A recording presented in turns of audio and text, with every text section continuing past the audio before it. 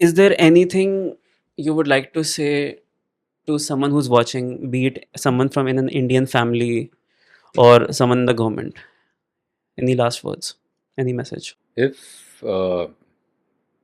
government people or the relevant department is watching, I humbly submit that private manufacturers like us Hmm. should be taken on board before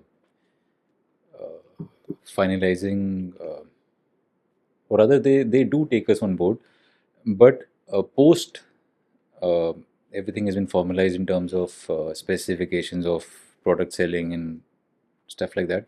So every 2 months there should be online meeting, online or offline, whatever they feel is correct. What is the agenda of the meeting I am proposed? purely talking from point of taking inputs from manufacturers like us. We would like to inform them किस market में, किस platform पे कहाँ नकली dairy products बिक रहे हैं, क्योंकि जितना आइडिया हमें होगा, because we are sitting in that area, Hmm. उतना आइडिया किसी को नहीं हो सकता. और अगर एफ जो है हमारे, उनको है, तो फिर वो रिजल्ट क्यों नहीं दिख रहा. और आई फील ये चीज़ें उनसे छुपाई जा रही हैं, या maybe they are not able to catch because उनके पास भी तो बास्केट ऑफ प्रोडक्ट्स चेक करने ना. They are not only employed just to check dairy. Hmm. I am not blaming them. I am saying take our advice. Maybe we can guide them into the right direction. हमें And मालूम है किस market में किस, क्योंकि कौन सी shops पे बिकता है, कहाँ बिकता है.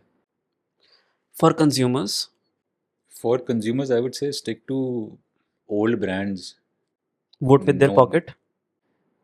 Do not adventure in which actually पता क्या है वो.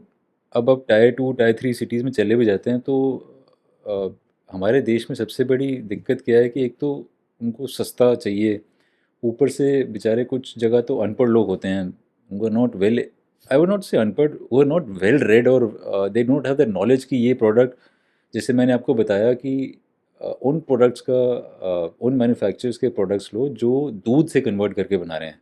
Hmm. अब जो सिर्फ घी का टीन लेके स्मॉल स्मॉल पैक में कन्वर्ट कर रहा, तो how do you ensure that they are doing the right thing. Same question can be asked about us. Hmm. How do you ensure we are doing the right thing. वो भी तो पूछेगा ना मेरे से. Hmm. पर आपके पास पूरी लाइनअप है मिल्क के प्रोडक्ट्स की. Obviously we do proper testing, सारी चीज़ें हैं. अगर ये नहीं होता तो आज हम इंडिया से एक्सपोर्ट कैसे कर रहे थे मिल्क फैट. वो तो अब जाके देखो, अगर मेरा वो तो आज जाके इंडिया में prices of milk fat have increased, Hmm.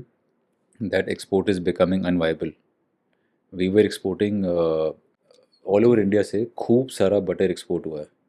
We Okay. है Indian dairy manufacturers have earn good amount of dollar in revenue for Indian government. और अब ये कम हो रहा है. अब ये कम हो जाएगा क्यों? because international market prices of milk fat are going down, and Indian raw milk prices have gone up so high, and Indian milk fat prices have gone up. देखो मैं तो यही चाहूँगा कि इंडियन मिल्क फैट एक्सपोर्ट से पहले India में consume होनी चाहिए, ऑफ कोर्स. अच्छी क्वालिटी की. Of course. हम क्यों अच्छी क्वालिटी यहाँ से बाहर एक्सपोर्ट करें.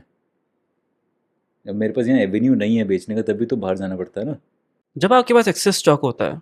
बट हम्म. अभी तो काउंटरफिट प्रॉब्लम इसी पहले जूझ रहे हैं हम लोग. यस, वो काउंटरफिट हट जाए तो मैं, जितना एक्सपोर्ट में हम लोग ऑल ओवर इंडिया में जितना बेचा गया वो बाहर जाएगा नहीं, यहीं बिकता.